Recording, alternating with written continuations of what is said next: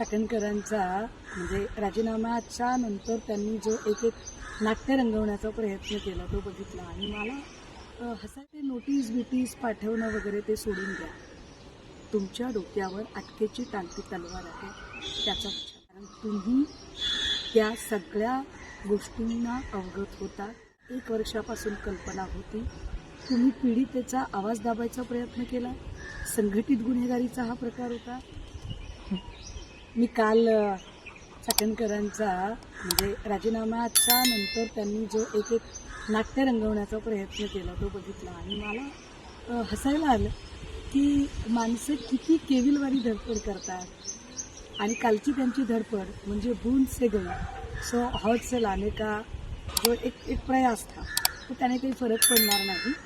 मुळात ते नोटीस बिटीस पाठवणं वगैरे ते सोडून द्या. तुमच्या डोक्यावर अटकेची टांगती तलवार आहे त्याचा विचार करा.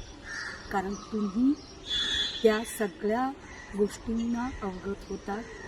तुम्हाला 1 वर्षापासून कल्पना होती. तुम्ही पीडितेचा आवाज दाबायचा प्रयत्न केला. संघटित गुन्हेगारीचा हा प्रकार होता. त्यामुळे तुमची नार्को टेस्ट झाली पाहिजे आणि तुमची अटक होणं गरजेचं आहे. या मागणीवर मी ठाम आहे. सगळ्यात महत्त्वाचं गोष्ट की काल राजीनाम्याचे निर्देश गृहमंत्र्यांनी दिले. खरं तर सुनेत्रा वहिनींनी ती हस्तक्षेपाची वेळच येऊ द्यायला नाही पाहिजे होती.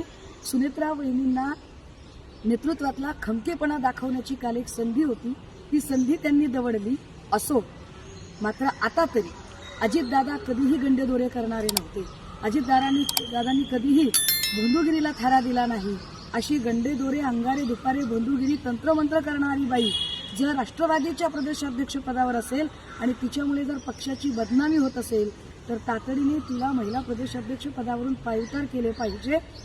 अन्यथा जर ते करणं होत नसेल तर आम्ही अजितदादांचा वारसा जपणारे आहोत असे कृपया सांगू नका.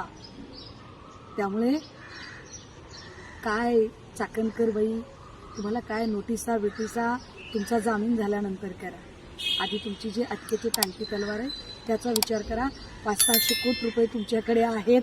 तटकरेंसारख्या प्रभृतींचा आशीर्वाद तुमच्यावर आहे. त्यामुळे माझ्यासारख्या सडाफटीन चळवळीतल्या माणसाला तुम्ही धमकावण्याचा नक्की प्रयत्न कराल. परंतु अशा धमक्या गेल्या 25 वर्षापासून आम्ही रोज बघत आलो. मी एन्जॉय करते तुमची धमकी. थँक्यू.